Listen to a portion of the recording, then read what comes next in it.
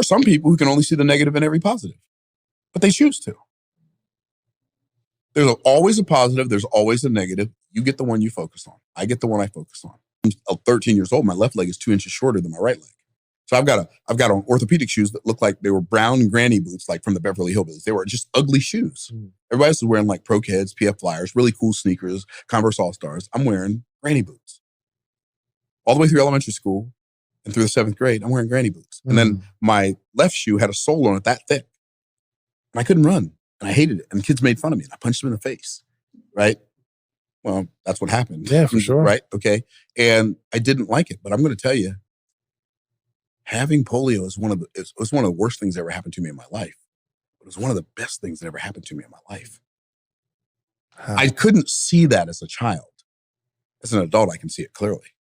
There are so many skills that I developed in my life that I would not have even had time to develop had I had the distraction of being able to run. Give me some. So, I believe everything like polarity. So if there's something negative, so the strength that would have been in my leg, because it's not in my leg, it didn't go, it can't be nowhere, it has to be somewhere. It moved to my mouth and my mind. I've often said God slowed my body down so my mind could speed up.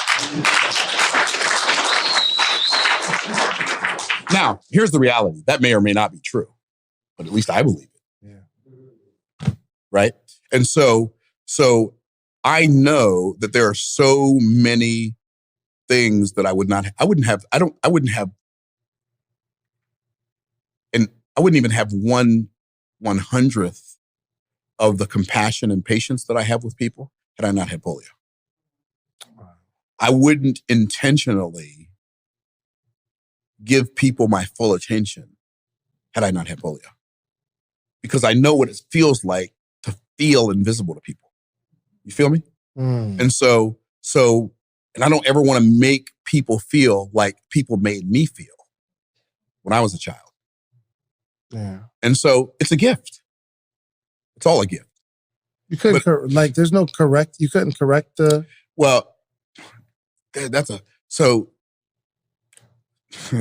now you're going to get me talking about brain science, right? So you can create new neural pathways, right? But it takes a long time and a lot of effort and energy. And so would it be possible to correct it? Ostensibly to some degree, but then you have to ask yourself, at the expense of not doing what?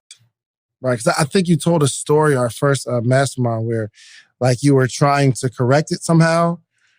But I remember how the story made me feel, but I don't remember what happened. It was like you had some screws in your leg. Oh no, I had a leg stretch operation. Yeah, I did. I had a leg stretch operation. Like when I was 13, I didn't tell you that part of the story. So I was 13 years old. The doctors came to my parents and said, Mr. and Mrs. Golden, we got an operation. Help your son. We stretch his legs, left leg 2 inches because it was 2 inches shorter. Now, it's really interesting how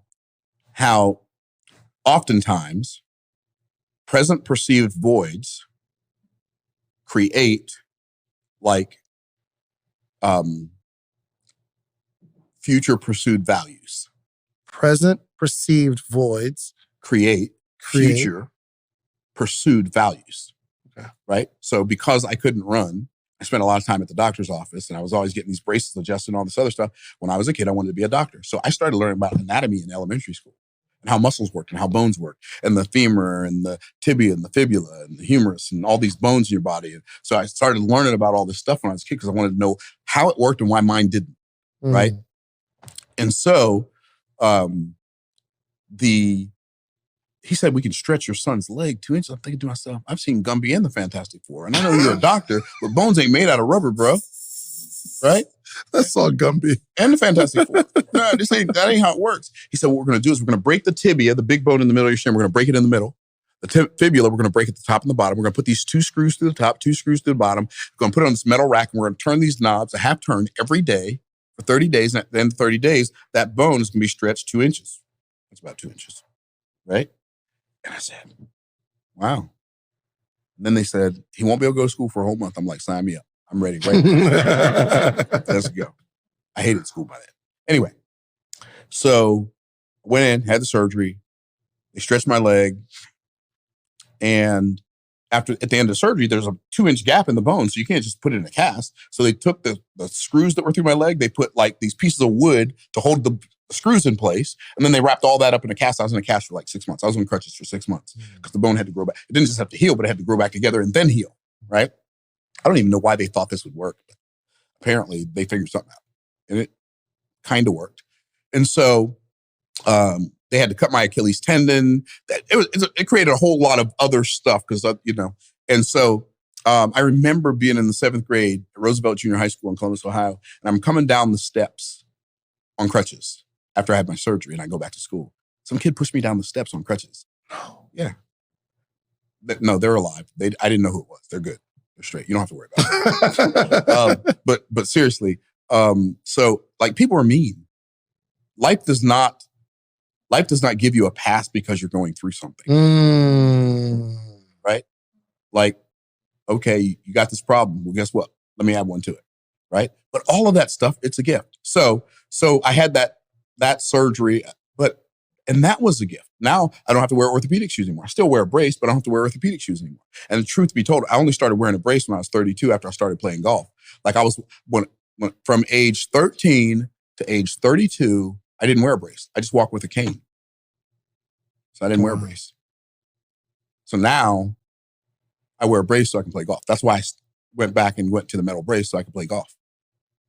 Man, and the fact that you could just draw like the polarity, that's my new word for the week. Like you can draw the upside to every downside. And well, you can, but you have to choose to. Yeah. But you understand who gets the benefit from that. You do. Yeah.